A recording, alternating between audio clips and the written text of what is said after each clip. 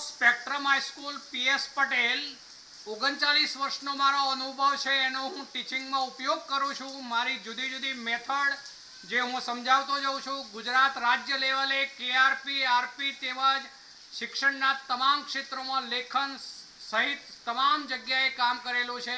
એવા મારા બહોળા અનુભવનો હું ઉપયોગ મારા ટીચિંગ દરમિયાન કરું છું. મારો લાભ અવશ્ય લેજો એવું ખાસ જણાવું છું. Good morning all friends. આપણે ગઈકાલે અપરમાણુ કણો જે કહેવાય એની શોધ જોઈ ગયા. ઇલેક્ટ્રોનની શોધ માટે શરૂઆત કરનાર હતો માઇકલ ફેરાડે, પણ એનો વીજભાર E અને તેના દળનો ગુણોત્તર શોધનાર જે થોમ્સન હતો. એટલે કેટલાક લોકો ઇલેક્ટ્રોનની શોધ કરનાર જે થોમ્સન તરીકે ઓળખાવે છે. ચલો બીજો આપણે ઇલેક્ટ્રોન ઋણ વિદ્યુત ભારિત કણ છે એનું દળ કેવી રીતે શોધી શકાય એ પણ તૈલી બિંદુ જે મિલિકનનો પ્રયોગ હતો એ પણ જોઈ ગયા આપણે. ચલો એ સિવાય વાત કરું તો ધન વિદ્યુત ભારિત કણની પણ શોધ થઈ જે પ્રોટોન તરીકે ઓળખાયો, જેની સંજ્ઞા P+ તરીકે લઈએ છીએ આપણે, જે +1 એકમ વીજભાર ધરાવે છે એમ ગણી શકાય. ઇલેક્ટ્રોન કરતા પ્રોટોનનો વીજભાર જે છે એ વિરુદ્ધ છે. ઇલેક્ટ્રોન માઈનસ પ્રોટોન પ્લસ, વીજભાર સમાન છે બંનેનો. અને ઇલેક્ટ્રોનની શોધ જે થોમ્સને કરી એમ ગણીએ તો પ્રોટોનની શોધ જે છે ગોલ્ડસ્ટીને કરી છે, જ્યારે ત્રીજો તટસ્થ કણ ન્યુટ્રોન છે, ન્યુટ્રોનની શોધ જે છે ચેડવિકે કરી. આપણે એ દરેકના પરમાણુય દળ, વીજભાર, એકમ વીજભાર, આ બધું સંજ્ઞાઓ એ બધું યાદ રાખીશું, જે કોઠામાં આ પ્રમાણે દર્શાવેલ છે. એ વ્યવસ્થિત તૈયાર કરવું પડશે તમારે.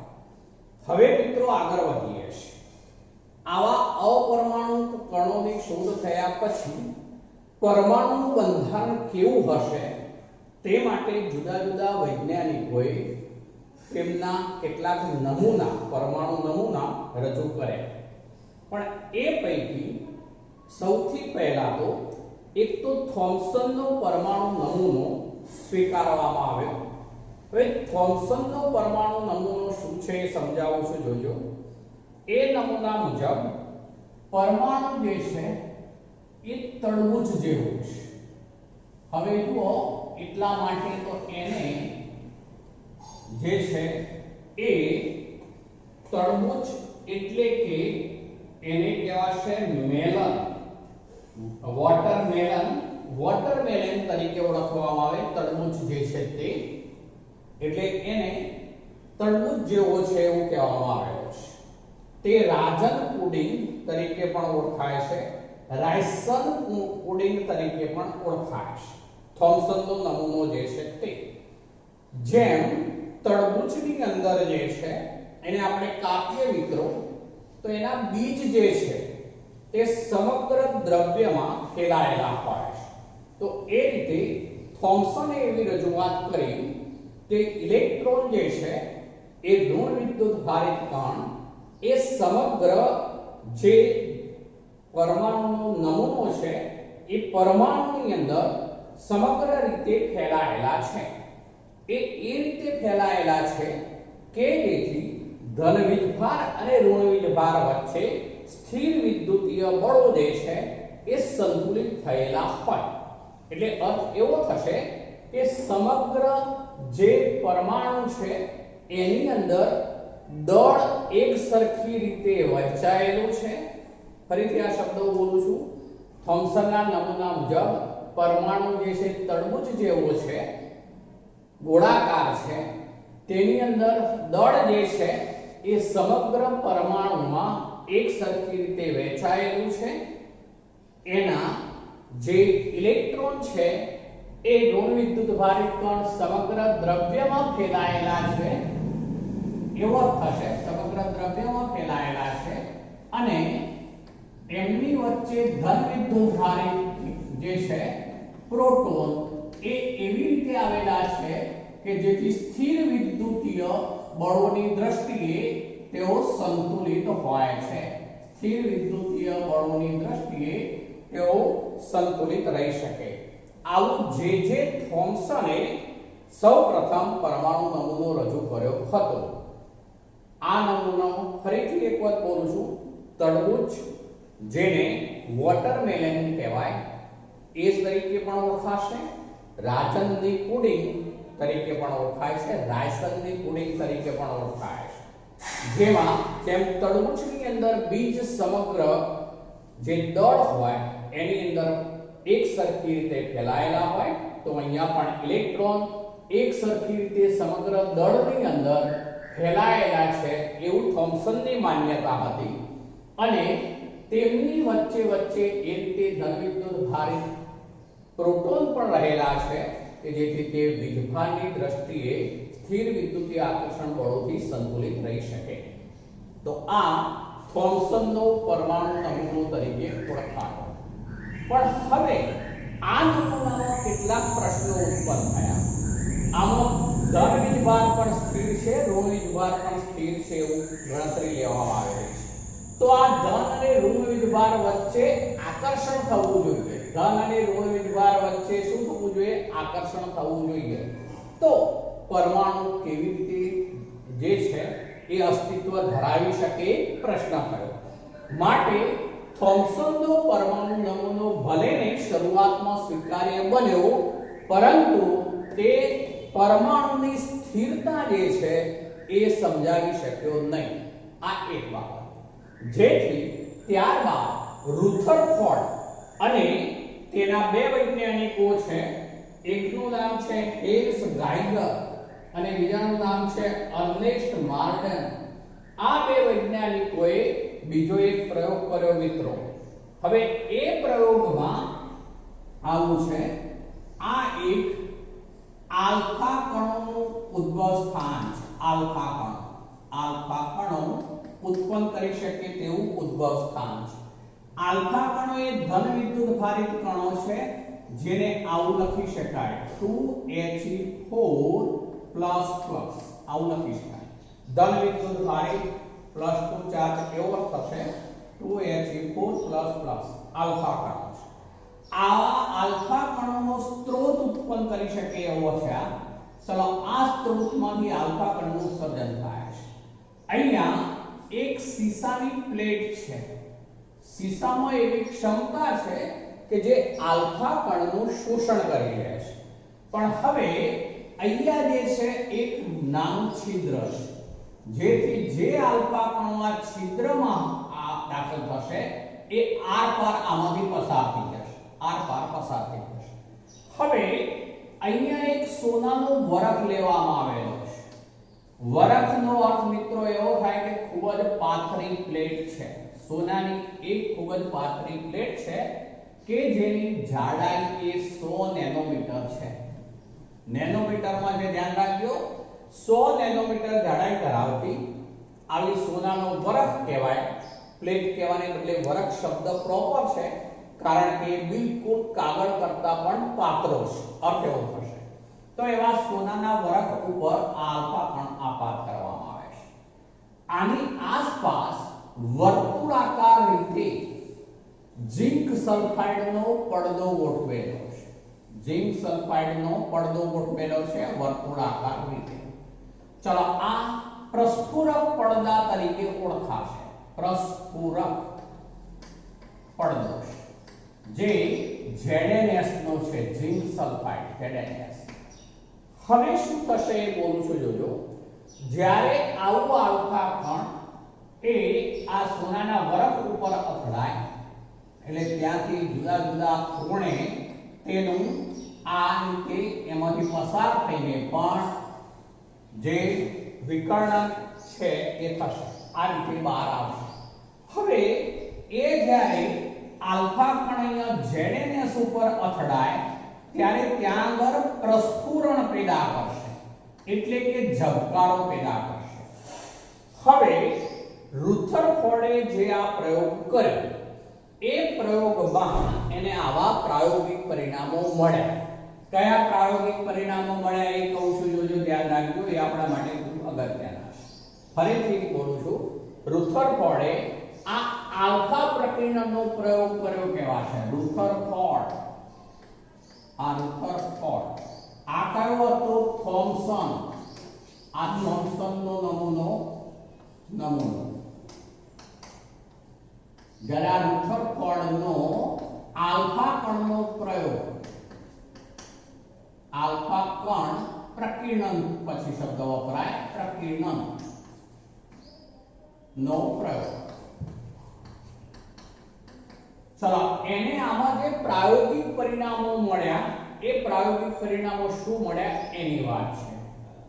એક, મોટા ભાગના આલ્ફા કણ વિચલન પામ્યા સિવાય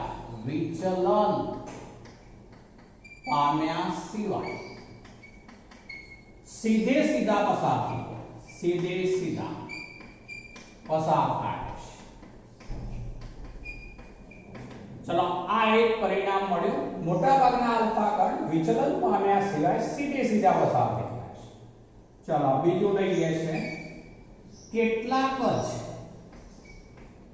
કેટલાક આલ્ફા કણ મૂળ માર્ગમાંથી વિચલન પામે છે.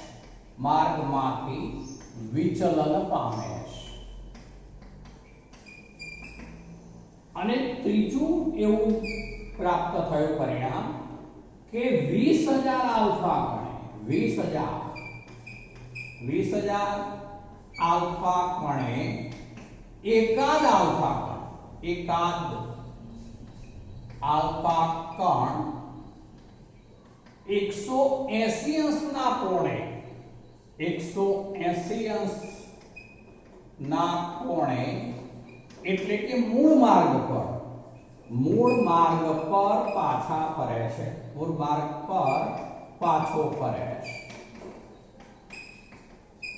ચલો મિત્રો ફરીથી બોલું છું, ધ્યાન રાખજો. રુથરફોર્ડે જે પ્રયોગ કર્યો એને આલ્ફા કણોનું ઉદ્ભવ સ્થાન છે. આલ્ફા કણો એટલે 2He4++, જે ધન વિદ્યુત ભારિત કણો છે. કયા? ધન વિદ્યુત ભારિત.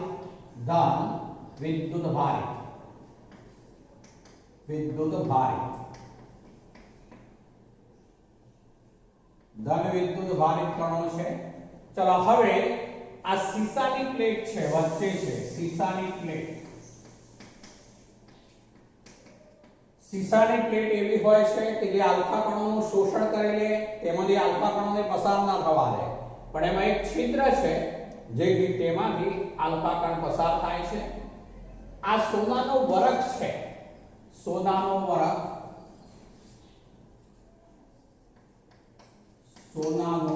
વરખ. ચાલો એની જાડાઈ છે 100 નેનોમીટર જાડાઈ વાળો સોનાનો વરખ છે. પાછળ જે છે ઝિંક સલ્ફાઇડનો પ્રસ્ફુરણ પડદો છે. શું થશે? તો અહીંથી આલ્ફા કણ ઉત્પન્ન થાય, જે આ છિદ્રમાંથી પસાર થાય, સોનાના વરખ ઉપર આપાત થાય. એ આલ્ફા કણ આ રીતે જુદા જુદા કોણે વિચલન ધરાવે, પ્રસ્ફુરક પડદા ઉપર અથડાય, જેથી ઝબકારો થાય. એના ઉપરથી ખ્યાલ આવે કે આપણે આ છોડેલો આલ્ફા કણ એ ક્યાં જઈને પ્રસ્ફુરક પડદા ઉપર અથડાયો છે. તો પરિણામો આવા 3 મળ્યા. મોટાભાગના આલ્ફા કણ વિચલન પામ્યા સિવાય એટલે પોતાના મૂળ માર્ગે જ આગળ વધે છે, સીધે સીધા પસાર થાય છે. કેટલાક આલ્ફા કણ મૂળ માર્ગમાંથી વિચલન પામે છે. 20,000 આલ્ફા કણે એકાદ આલ્ફા કણ 180 અંશના કોણે મૂળ માર્ગ પર પાછો ફરે છે. હવે સવાલ એક થાય કે મિત્રો આવું કેમ થતું હશે? તો એ સમજાવું છું. જોજો, સોનાનો વરખ બિલકુલ પાતળો છે, પણ એમાં અસંખ્ય પરમાણુઓ રહેલા હોય. હવે હું સમજાવું છું કેવી રીતે, જોજો. ચલો આ એક પરમાણુ છે એવું કહું છું. આ જે છે એ કેન્દ્ર છે. ચલો આ બીજો પરમાણુ લઉં છું, આ એનું કેન્દ્ર છે. આ ત્રીજો પરમાણુ લઉં છું, એનું કેન્દ્ર છે. આ રીતે બધા પરમાણુઓ, અસંખ્ય પરમાણુઓ જે છે આમ આગળ પાછળ બધા ગોઠવાયેલા હોય. હવે આલ્ફા કણને મારો કરતા મોટા ભાગના આલ્ફા કણ પસાર થઈ ગયા છે. જોજો, મોટા ભાગના આલ્ફા કણ આ રીતે સીધે સીધા પસાર થઈ ગયા છે. આ બધા આલ્ફા કણ સીધે સીધા પસાર થઈ ગયા છે. આ બધા આલ્ફા કણ સીધે સીધા પસાર થઈ ગયા છે. પણ હવે જોજો, હું થોડુંક ચેન્જ શું કરું છું તે. તો એમાં એક આલ્ફા કણ આ સપાટી ઉપર સહેજ ઉપરની તરફ અથવા નીચેની તરફ કોઈ એક તરફ અથડાય છે. ચલો અહીંયા જે બતાવું છું જોજો, આ આલ્ફા કણ માનો કે આ રીતે અહીંયા ઉપરની સપાટી પર અથડાયો, તો એ આલ્ફા કણ હવે આમ વિચલન પામશે. તો જો એનો મૂળ માર્ગ આમ જવો જોઈએ તો એને બદલે વિચલન ધરાવે છે. પણ એવો ક્યારે બને છે? કેટલાક આલ્ફા કણ મૂળ માર્ગમાંથી વિચલન પામે છે. મોટા ભાગના તો શું થાય છે? સીધે સીધા વિચલન પામ્યા સિવાય પસાર થઈ જાય છે. જે આલ્ફા કણ અહીંયા ઉપરની સપાટી ઉપર સહેજ અથડાયો તો એ આલ્ફા કણ અહીંયા વિચલન પામે છે. હજુ એક બીજું લઉં છું, એ બરોબર ધ્યાન રાખીને જોજો. આપણે એવું લઈએ છે કે અહીંથી એક આલ્ફા કણ અહીંયા અથડાય છે, એટલે કે આ જેને કેન્દ્ર કહ્યું મેં એની બિલકુલ સેન્ટરમાં અથડાય છે. ચલો, આ બિલકુલ સેન્ટરમાં અથડાશે તો એ મૂળ માર્ગ ઉપર પાછો ફરે છે. જે બિલકુલ સેન્ટરમાં અથડાય છે તે વિચલન નહીં પામે, પણ મૂળ માર્ગ ઉપર 180 અંશના ખૂણે પાછો ફરે છે. પણ એવું ક્યારે બનશે મિત્રો? 20000 આલ્ફા કણે એકાદ આલ્ફા કણ જ 180 અંશના ખૂણે મૂળ માર્ગ પર પાછો ફરે છે. હવે આના ઉપરથી રુથરફોર્ડે એવું નક્કી કર્યું, આના ઉપરથી કે પરમાણુનો મોટા ભાગનો વિસ્તાર જે છે પોલો હોવો જોઈએ. હવે જોજો, મોટી ફિગરમાં સમજાવું છું. પરમાણુનો મોટા ભાગનો વિસ્તાર એ પોલો હોવો જોઈએ, જેની ત્રિજ્યા છે એ 10⁻⁻10 મીટર છે. 10⁻10 મીટર. પરમાણુ અતિ સૂક્ષ્મ ગણાય તો એની ત્રિજ્યા છે 10⁻10 મીટર. મોટા ભાગનો વિસ્તાર પોલો છે એવું શાના આધારે કહ્યું હશે? તો મોટા ભાગના આલ્ફા કણ કોઈ પણ માર્ગમાં વિચલન પામ્યા સિવાય સીધે સીધા પસાર થઈ જાય છે. માટે પરમાણુનો મોટા ભાગનો વિસ્તાર પોલો હોવો જોઈએ. ચાલો, બીજું કહે છે કેટલાક આલ્ફા કણ મૂળ માર્ગમાંથી વિચલન પામે છે. હવે આલ્ફા કણ ઉપર વીજભાર કયો છે? તો ધન છે. આલ્ફા કણ ઉપર ધન વીજભાર. તો એનો અર્થ એવો થયો કે જે કણ વિચલન પામે છે એ અપાકર્ષણને કારણે થાય છે. હવે આલ્ફા કણ ઉપર જો ધન વીજભાર હોય તો પરમાણુ જે છે એની અંદર કેન્દ્ર જે છે એ ધન વિદ્યુત ભારિત કણ ધરાવતું હોવું જોઈએ. આ ધન વિદ્યુત ભારિત ધરાવતું કેન્દ્ર છે જેને ન્યુક્લિયસ તરીકે ઓળખવામાં આવે છે. આ કેન્દ્ર ન્યુક્લિયસ. તો ન્યુક્લિયસ જે છે, હવે એમાં શું પરિણામ મળે છે? કેટલાક આલ્ફા કણ જ મૂળ માર્ગમાંથી વિચલન પામે છે. આપણે ઘણા બધા આલ્ફા કણ આપાત કરીએ તો એમાંથી કેટલાક આલ્ફા કણ એમાંથી જે છે મૂળ માર્ગમાંથી વિચલિત પામે છે. બીજું, 20000 આલ્ફા કણ એકાદ આલ્ફા કણ 180 અંશના કોણે મૂળ માર્ગ પર પાછો ફરે છે. હવે આ બે મુદ્દાને હું વિસ્તૃત રીતે ચર્ચામાં લઉં છું. જોજો, તો આ કેન્દ્ર જે છે એનું કદ અત્યંત સૂક્ષ્મ હોવું જોઈએ. કેન્દ્રનું કદ જે છે એ પરમાણુના કદની સાપેક્ષમાં ઘણું નાનું હોય છે. કેન્દ્ર અથવા ન્યુક્લિયસ જે છે એની ત્રિજ્યા 10⁻15 મીટર હોય છે મિત્રો. પરમાણુની ત્રિજ્યા કેટલી? તો 10⁻10 મીટર. એના કરતા અત્યંત સૂક્ષ્મ એવું મધ્ય વિભાગમાં કેન્દ્ર છે, ન્યુક્લિયસ છે, જે 10⁻15 મીટર જેટલી ત્રિજ્યા ધરાવે છે. મિત્રો, માઈનસ ઘાતાંક હોવાથી આ મૂલ્ય નાનું ગણાશે. પરમાણુની સાપેક્ષમાં ઘણું નાનું છે. આગળ બોલું છું જોજો, આ ધન વિદ્યુત ભારિત છે એવું શાના કારણે કહ્યું? તો આ જે આલ્ફા કણ છે એ આ રીતે અપાકર્ષણ પામે છે, તેને કારણે એ વિચલન પામતો હોય છે, એટલા માટે આપણે એ કેન્દ્ર ધન વિદ્યુત ભારિત છે એવું કહ્યું. ચલો આગળ બોલું છું. 20000 આલ્ફા કણે એકાદ આલ્ફા કણ 180 ના કોણે મૂળ માર્ગ પર પાછો ફરે છે. 20000 એ એકાદ, માટે જ આ કદ ઘણું સૂક્ષ્મ લીધું આપણે. બીજી બાબત, એનો અર્થ એવો થયો કે જે વિકિરણ આ કેન્દ્ર પર અથડાય એ કેન્દ્રમાંથી પાસ થઈ શકતું નથી. ફરીથી બોલું છું, જે વિકિરણ આ કેન્દ્ર પર અથડાય એ કેન્દ્રમાંથી પાસ થઈ શકતું નથી. એટલે એનો અર્થ એવો થયો કે કેન્દ્ર એ ઘટ્ટ છે અને દળદાર છે. સમગ્ર પરમાણુનું દળ એક કેન્દ્રમાં, સમગ્ર પરમાણુનું દળ એક કેન્દ્રમાં એકઠું થયેલું છે, કેન્દ્રિત થયેલું છે, ન્યુક્લિયસમાં કેન્દ્રિત થયેલું છે.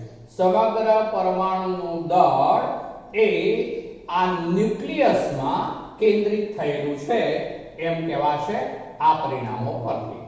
તો રુથરફોર્ડે આ રીતે એવું કહ્યું. ફરીથી બોલું છું, જે પ્રાયોગિક પરિણામો આ મળ્યા એના ઉપરથી એને એવું કહ્યું કે પરમાણુનો મોટો ભાગનો વિસ્તાર એક પોલો છે. એક બાબત. બીજી બાબત, પરમાણુનું કદ, પરમાણુની ત્રિજ્યા છે 10⁻10 મીટર છે મિત્રો. ચલો એમાં મધ્ય વિભાગમાં નાનું ઘટ્ટ દળદાર વજનદાર કેન્દ્ર છે, જેનું ત્રિજ્યા 10⁻15 મીટર છે, જે ન્યુક્લિયસ તરીકે ઓળખાશે. ન્યુક્લિયસમાં ધન વિદ્યુત ભાર હોવો જોઈએ. તો હવે વીજભારની દ્રષ્ટિએ પરમાણુ તટસ્થ ક્યારે બને? તો એનો અર્થ એવો થયો કે કેન્દ્રની આસપાસ ઇલેક્ટ્રોન જે છે એ ઝડપથી ગતિ કરતો હોવો જોઈએ. ફરીથી બોલું છું, પરમાણુ વીજભારની દ્રષ્ટિએ તટસ્થ હોય માટે કેન્દ્રમાં જો ધન વિદ્યુત ભારિત એવો પ્રોટોન હોય તો ઋણ વિદ્યુત ભારિત એવા ઇલેક્ટ્રોન એક કેન્દ્રની આસપાસ ઝડપથી પરિભ્રમણ કરતા હોવા જોઈએ અને તેમની વચ્ચે સ્થિર વિદ્યુતીય આકર્ષણ બળો એવા હોવા જોઈએ કે જેથી પરમાણુ પોતે સંતુલિત રહી શકે. તો એવા સંતુલિત સ્થિર વિદ્યુતીય આકર્ષણ બળો દ્વારા ધન વિદ્યુત ભારિત એવા કેન્દ્રની આસપાસ વિવિધ કક્ષાઓમાં ઇલેક્ટ્રોન ખૂબ ઝડપથી સતત પરિભ્રમણ કરતો હોવો જોઈએ તેવું રુથરફોર્ડે આ દર્શાવ્યું. ચલો હવે રુથરફોર્ડના આ પ્રાયોગિક પરિણામો જે છે એના ઉપરથી એને આટલી બાબતો તારવી કાઢી. આપણે એવું જોઈ ગયા, ઇલેક્ટ્રોન અને કેન્દ્ર એકબીજા સાથે સ્થિર વિદ્યુતીય આકર્ષણ બળોથી જકડાયેલા હોવા જોઈએ, જોડાયેલા હોવા જોઈએ. ચલો હવે આપણે આગળ વધીએ છીએ. એમાં પરમાણ્વીય ક્રમાંક અને દળ ક્રમાંક. ચલો પરમાણ્વીય ક્રમાંક જેને કહેવાશે Z, સંજ્ઞાઓ બરોબર સમજજો. અને બીજું લઈએ છે દળ ક્રમાંક. દળ ક્રમાંક, ચલો એની સંજ્ઞા છે E. હવે મિત્રો કોઈ પણ તત્વ હોય તો એ તત્વની સંજ્ઞા એને આપણે x સિમ્બોલ આપીએ છીએ. કોઈ એક તત્વ છે જેની સંજ્ઞા x. ચલો હવે આ સંજ્ઞા x હોય તો એની નીચે ડાબી તરફ, ડાબી તરફ હંમેશા પરમાણ્વીય ક્રમાંક Z લખાશે. પરમાણ્વીય ક્રમાંક Z લખાશે અને તેની ઉપર ડાબી તરફ, મોટા ભાગે ડાબી તરફ લખાય, કેટલાક જમણી તરફ પણ લખે છે, પણ મોટા ભાગે ડાબી તરફ એ દળ ક્રમાંક E લખાય. ચલો અહીંયા x એક તત્વની સંજ્ઞા છે, Z એક તત્વનો પરમાણ્વીય ક્રમાંક છે, જે તત્વની સંજ્ઞાની ડાબી તરફ સહેજ નીચે લખાય છે. જ્યારે એ જે છે એ દળ ક્રમાંક છે જે તત્વની સંજ્ઞાની ઉપર સહેજ ડાબી તરફ લખાય છે. હવે પહેલા તો પરમાણુય ક્રમાંક Z એટલે શું? તો હાઇડ્રોજન પરમાણુ છે એ હાઇડ્રોજન પરમાણુના કેન્દ્રમાં એક પ્રોટોન માલુમ પડ્યો છે, માટે હાઇડ્રોજનનો પરમાણુય ક્રમાંક Z1 ગણાય છે. એ જ રીતે સોડિયમ લઈએ છે તો સોડિયમ પરમાણુના કેન્દ્રમાં 11 પ્રોટોન માલુમ પડે છે, માટે તેનો પરમાણુય ક્રમાંક Z11 ગણાશે. એટલે એનો અર્થ એવો થયો કે કેન્દ્રમાં રહેલા પ્રોટોનની સંખ્યાને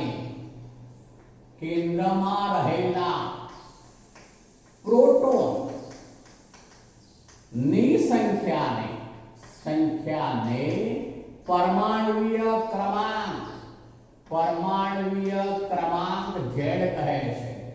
પરમાણુય ક્રમાંક Z કહે છે. ચલો, કેન્દ્રમાં રહેલા પ્રોટોનની સંખ્યાને પરમાણુય ક્રમાંક Z કહે છે. તો હું આવું સૂત્ર સ્વરૂપે લખવું તો લખી શકાય પરમાણુય ક્રમાંક Z બરાબર પ્રોટોનની સંખ્યા P. બરોબર? પરમાણુય ક્રમાંક Z બરાબર પ્રોટોનની સંખ્યા P. હવે યાદ કરો મિત્રો, પરમાણુ જે છે એ પરમાણુ શબ્દ વાપરીએ ત્યાં સુધી તટસ્થ હોય. જ્યારે વીજભાર પ્રાપ્ત કરે ત્યારે આયન બોલાય. તો એ કદે ધન આયન, ઋણ આયન એવું બોલાય. બાકી પરમાણુ જે છે તટસ્થ હોય. પરમાણુ તટસ્થ હોય તો તેમાં જેટલા ધન વિદ્યુત ભારિત પ્રોટોન હોય તેટલી જ સંખ્યાના ઋણ વિદ્યુત ભારિત ઇલેક્ટ્રોન પણ હોય. માટે આપણે આવું પણ કહી શકીએ બરાબર તટસ્થ પરમાણુમાં રહેલા ઇલેક્ટ્રોનની સંખ્યા. તટસ્થ પરમાણુમાં રહેલ ઇલેક્ટ્રોન સંખ્યા. ચલો મિત્રો, પરમાણુય ક્રમાંક Z બરાબર સૂત્ર બનાવી દીધું. આપણે ગણતરીમાં ખાસ જરૂર પડશે પ્રોટોનની સંખ્યા P અથવા તો તટસ્થ પરમાણુમાં રહેલ ઇલેક્ટ્રોનની સંખ્યા. બરોબર? તો એ પરમાણુય ક્રમાંક Z તરીકે ઓળખાશે. હવે આગળ શું બોલું છું ધ્યાન રાખજો. ઇલેક્ટ્રોન જે છે એ નહિવત દળ ધરાવે છે, માટે પરમાણુનું સમગ્ર દળ એ પરમાણુના કેન્દ્રમાં ન્યુક્લિયસમાં એકઠું થયેલું હોય છે. કેન્દ્રમાં શું હોય મિત્રો? તો ધન વિદ્યુત ભારિત પ્રોટોન પણ હોય. અહીંયા જોજો બરોબર, આ કેન્દ્ર એને આપણે દળદાર કહ્યું છે ન્યુક્લિયસને. એટલે અર્થ એવો થયો કે સમગ્ર પરમાણુનું દળ એ આ કેન્દ્રમાં જ એકઠું થયેલું છે. ઇલેક્ટ્રોન નહિવત દળ ધરાવે છે, પણ જે દળ છે તે પ્રોટોન અને તટસ્થ એવા ન્યુટ્રોન આ બંનેને આભારી છે. ચલો, પ્રોટોન અને ન્યુટ્રોન બંને ન્યુક્લિયસમાં આવેલા હોય છે, માટે તેમને ન્યુક્લિયન્સ કહે છે. ફરીથી બોલું છું, કેન્દ્રમાં શું આવેલું હોય? તો પ્રોટોન જે ધન વિદ્યુત ભારિત છે અને તટસ્થ એવા ન્યુટ્રોન એ બંને કેન્દ્રમાં આવેલા હોય છે. પ્રોટોન અને ન્યુટ્રોનનું દળ લગભગ સરખા છે. સરખા છે એવું નથી કહેતો, લગભગ સરખા છે. આવા કેન્દ્રમાં રહેલા પ્રોટોન અને ન્યુટ્રોનને ન્યુક્લિયન્સ કહે છે. એટલે આપણે કહી શકીએ કે ન્યુક્લિયસમાં રહેલા કણો એટલે ન્યુક્લિયન્સ. કોણ આવેલા હોય? તો પ્રોટોન અને ન્યુટ્રોન. તો આપણે એવું કહીશું મિત્રો કે જે પ્રોટોન અને ન્યુટ્રોન છે ને ન્યુક્લિયન્સ કહીશું. જે દળ ક્રમાંક A માટે જવાબદાર છે, માટે દળ ક્રમાંક A બરાબર પ્રોટોનની સંખ્યા વત્તા ન્યુટ્રોનની સંખ્યા, એટલે કે ન્યુક્લિયન્સની સંખ્યા. તો દળ ક્રમાંક A બરાબર ન્યુક્લિયન્સની સંખ્યા, હું પહેલા એવું લખું છું, ન્યુક્લિયન્સની સંખ્યા ન્યુક્લિયન્સની સંખ્યા. ચલો ન્યુક્લિયન્સ જે છે એટલે કે પ્રોટોન વત્તા ન્યુટ્રોન, પ્રોટોન વત્તા ન્યુટ્રોન, તો p પ્લસ n. આ એક સૂત્ર બની જશે મિત્રો, a બરાબર p પ્લસ n. ચલો હવે ફરીથી બોલું છું, a બરાબર p પ્લસ n. તો દળ ક્રમાંક બરાબર પ્રોટોનની સંખ્યા વત્તા ન્યુટ્રોનની સંખ્યા. p એટલે શું? તો પ્રોટોનની સંખ્યા. હું આવું લખી શકું, પ્રોટોનનું દળ વત્તા ન્યુટ્રોનનું દળ. દળ લેવું છે તો આવું લખાય, ન્યુટ્રોનનું દળ. જે એકમ દળ તરીકે લેતા આપણે સંખ્યા એવું પણ કહી શકીએ, ન્યુક્લિયસની સંખ્યા અથવા તો દળ એવું પણ કહી શકાય. તો દળ ક્રમાંક બરાબર આવું કહી શકાશે p પ્લસ n, એટલે કે પ્રોટોનનું દળ વત્તા ન્યુટ્રોનનું દળ. હવે આપણે ન્યુટ્રોનનું દળ શોધવું હોય, ન્યુટ્રોનનું દળ, તો ન્યુટ્રોનનું દળ બરાબર શું થઈ જાય મિત્રો? તો આ અહીંયા બાદ કરવા પડે. ચલો પણ p બરાબર તો શું છે? તો z. જુઓ બરોબર, z. માટે આવું કહી શકાય, દળ ક્રમાંક a બરાબર p ની જગ્યાએ હું z લખી શકું. જુઓ, p ની જગ્યાએ હું z લખી શકું, તો z પ્લસ n. માટે n ન્યુટ્રોનની સંખ્યા, ન્યુટ્રોનની સંખ્યા બરાબર શું થઈ જાય મિત્રો? તો ન્યુટ્રોનની સંખ્યા બરાબર in ક્યારે આવવા દે? તો z આ બાજુ આવે એટલે a z. ન્યુટ્રોનની સંખ્યા બરાબર a z. તો આ સૂત્રો ખૂબ અગત્યના. આપણે કોઈ પણ તત્વની સંજ્ઞા આપેલી હોય તો એનો જે પરમાણુય ક્રમાંક જેટલો હોય એટલા તેમાં પ્રોટોન હોય, અને તટસ્થ હોય તો એટલા ઇલેક્ટ્રોન હોય. પણ ન્યુટ્રોનની સંખ્યા તો a z. જુઓ બરોબર, a માંથી z બાદ કરવાનો એટલે ન્યુટ્રોનની સંખ્યા મળી જાય મિત્રો. ન્યુટ્રોનની સંખ્યા n બરાબર a z. તો આ રીતે પરમાણુય ક્રમાંક એટલે પ્રોટોનની સંખ્યા અથવા તટસ્થ પરમાણુમાં રહેલા ઇલેક્ટ્રોનની સંખ્યા, દળ ક્રમાંક a એટલે ન્યુક્લિયસની સંખ્યા અથવા એનું દળ. ચલો દળ ક્રમાંક a બરાબર ન્યુક્લિયસ તરીકે શું હોય? તો પ્રોટોનનું દળ વત્તા ન્યુટ્રોનનું દળ, જે આપણે સંખ્યા તરીકે પણ લઈ શકીશું. હવે પ્રોટોન જે છે એની સંખ્યા આપણે p કહી છે પરમાણુય ક્રમાંક તરીકે, તો z લઈ શકીએ. તો માટે ન્યુટ્રોનની સંખ્યા n બરાબર a z. હવે મિત્રો હું સમસ્થાનિકો અને સમભારીય તત્વો ઉપર આવું છું. બરોબર, ધ્યાન રાખજો.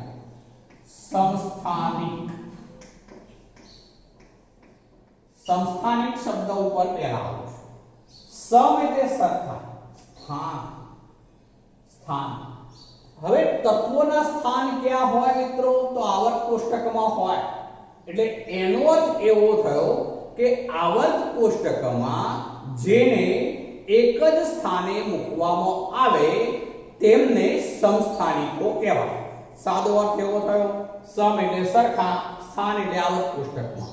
આવર્ત કોષ્ટકમાં જે તત્વને એક જ સ્થાને મૂકવામાં આવે તેમને સમસ્થાનિકો કહે છે.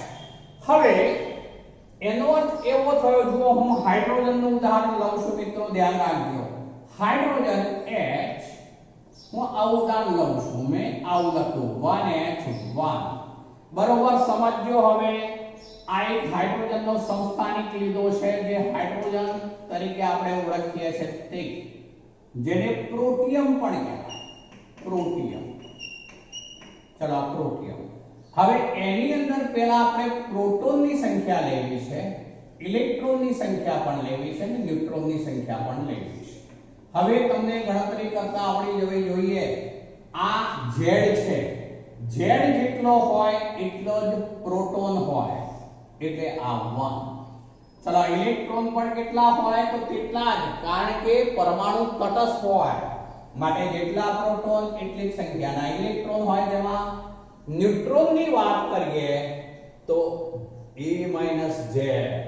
a z એટલે 1 1 એટલે કેટલા થઈ જાય? 0. મિત્રો બરોબર ધ્યાનમાં રાખીશું માત્ર પ્રોટિયમ જે હાઇડ્રોજનનો સમસ્થાનિક છે આ એક જ તત્વ એવું છે કે જે ન્યુટ્રોન રહિત છે. સમગ્ર આવર્ત કોષ્ટકમાં આવેલા બાકીના તમામ તત્વોમાં ન્યુટ્રોન કેન્દ્રમાં હોય જ, માત્ર પ્રોટિયમ એવું છે કે તે ન્યુટ્રોન રહિત છે, એના કેન્દ્રમાં ન્યુટ્રોન નથી. એટલે આ ઓબ્જેક્ટિવ પોઈન્ટ છે, પ્રોટિયમ કહેવાશે જે ન્યુટ્રોન રહિત છે. ચલો આગળ લઉં જોજો, બીજું લઉં છું એમાં ડ્યુટેરિયમ એટલે ડી જે હાઇડ્રોજનનું સમસ્થાનિક છે, કારણ કે એનો પણ પરમાણુય ક્રમાંક 1 જ છે. પરમાણુય ક્રમાંક 1 હોય એટલે આવર્ત કોષ્ટકમાં એક જ સ્થાને ક્રમ નંબર 1 ઉપર ડ્યુટેરિયમ પણ મુકાશે, પણ ઉપર લખાશે 2. આ તફાવત આવ્યો મિત્રો. એટલે એનો અર્થ એવો થયો કે પરમાણુય ક્રમાંક સમાન છે પણ દળ ક્રમાંક જુદા જુદા હોય તો તેમને સમસ્થાનિક કહે છે. જો પરમાણુય ક્રમાંક કેવા છે સરખા, દળ ક્રમાંક જુદા જુદા છે. આને કહીશું ડ્યુટેરિયમ. ડ્યુટેરિયમ. હવે જો આના ટકા સાથે લખવા હોય તો લખી શકાશે. આના ટકા લખું તો એ 99.985% છે. 99.985% એટલે મોટા ભાગે આપણને પ્રોટિયમ તરીકે જ હાઇડ્રોજન મળે. ડ્યુટેરિયમ છે એની વાત ઉપર આવશે. આ 1 પરમાણુય ક્રમાંક છે માટે પ્રોટોન તો 1 જ, ઇલેક્ટ્રોન પણ 1 જ, પણ હવે ન્યુટ્રોન 2 - 1. જો મિત્રો 2 - 1 એટલે 1, તો એમાં ન્યુટ્રોન છે એવો થયો મિત્રો. એનું પ્રમાણ 0.015% જેટલું છે. તો એક ડ્યુટેરિયમનું પ્રમાણ આવ્યું. હવે ટ્રિટિયમ લઈએ છે જે ભાગ્યે જ જોવા મળે. ટ્રિટિયમ T 1H3 આને કહેવાશે ટ્રિટિયમ. ટ્રિટિયમ. ચલો ટ્રિટિયમ જે છે 1T3. ચલો એનો પરમાણુ ક્રમાંક 1 છે માટે પ્રોટોન 1 જ, તટસ્થ હોવાથી ઇલેક્ટ્રોન પણ 1 જ. પણ હવે ન્યુટ્રોન બોલો છો મિત્રો. A - Z એટલે 3 - 1 એટલે કેટલા થઈ જવાના તો 2. તો એમાં 2 ન્યુટ્રોન હોય. આ ખૂબ જ અલ્પ માત્રામાં મળે છે, ભાગ્યે જ મળે છે. જે ન્યુક્લિયર રિએક્ટરમાં હેવી વોટર વપરાતા હોય છે તેની અંદર ડ્યુટેરિયમ અને ટ્રિટિયમ હોવાની શક્યતા રહેલી હોય છે, જેમના પ્રમાણ ઓછા હોય, પણ મોટા ભાગે તો કયું મળે? પ્રોટિયમ જ મળે.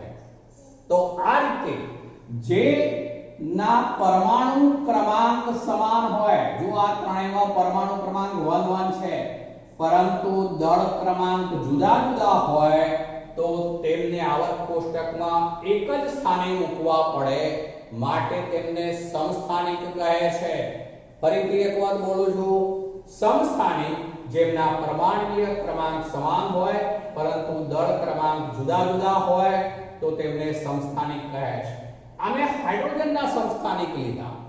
સમસ્થાનિકોમાં હંમેશા ઇલેક્ટ્રોનની સંખ્યા સરખી હોય, ઇલેક્ટ્રોન રચના સરખી હોય.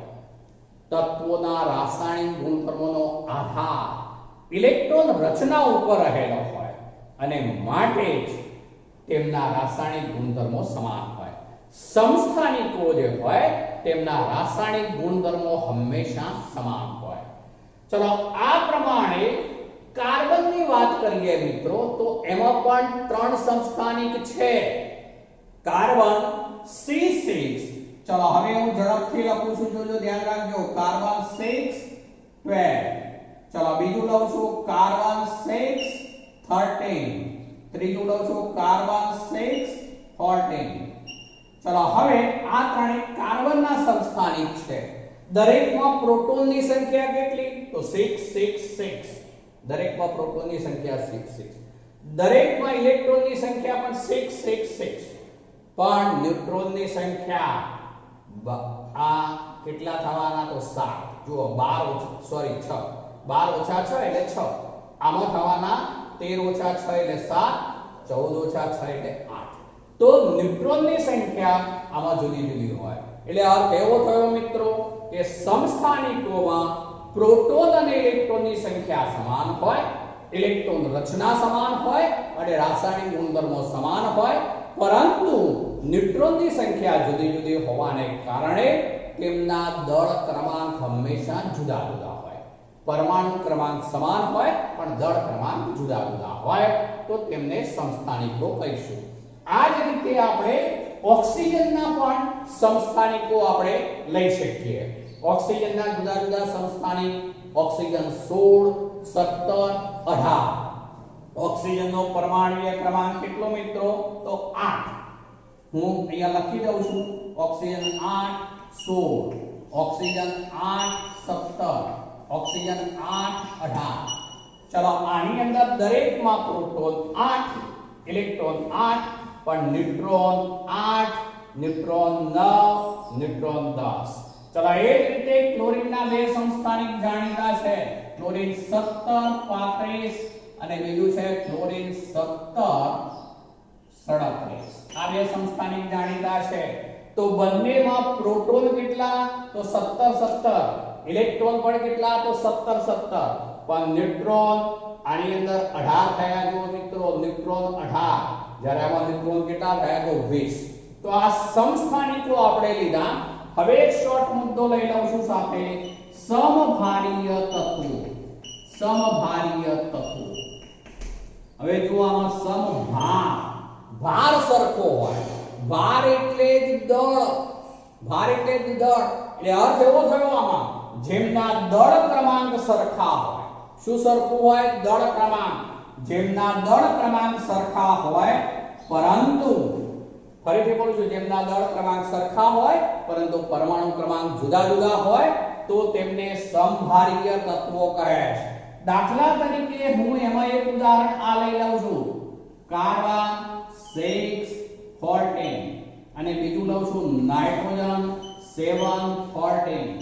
ચલો આ બંને તત્વો જે મેં લીધા એની અંદર દળ ક્રમાંક બંનેનો કેવો છે? સરખો છે. જુઓ મિત્રો, પણ શું જુદું છે? પરમાણુય ક્રમાંક. તો વ્યાખ્યા આવી બને, જેમના દળ ક્રમાંક સમાન હોય પરંતુ પરમાણુય ક્રમાંક જુદા જુદા હોય તો તેમને સમભારીય તત્વો કહે છે. ફરીથી એક વખત રિપીટ કરું છું.